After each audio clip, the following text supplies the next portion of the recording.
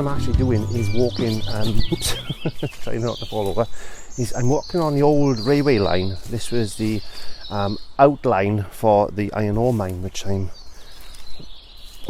precariously trying to navigate all this muck. There's an old iron ore mine just up there to my left, or it used to be up there, and what I'm looking for is some soil samples, because I know that there's a lot of iron oxide here, and the iron ore not only just produced iron ore itself, but it also produced yellow ochre, which is used in paint manufacturing. So I'm looking for a seam, I'm looking for a bank which has got some sort of a seam. Rather than dig down, I'm thinking if I can find a seam somewhere along one of these bankings, I should be able to pick up some soil samples. I'm sure I saw some down here the other week when I brought Molly down with me. Well, this is pretty good here because I got some really fine sandy type of soil there, and this is down in the roots of the tree, so it's already going to be broken down.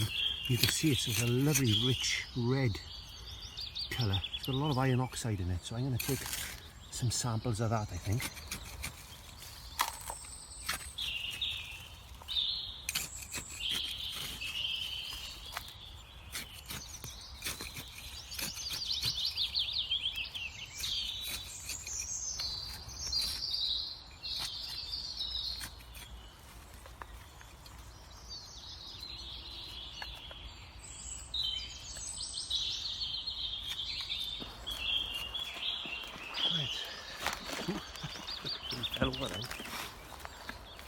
You can see it's quite sparse around here. I had a bit of sun shining this morning. I'm not too sure if there's any other samples I can find.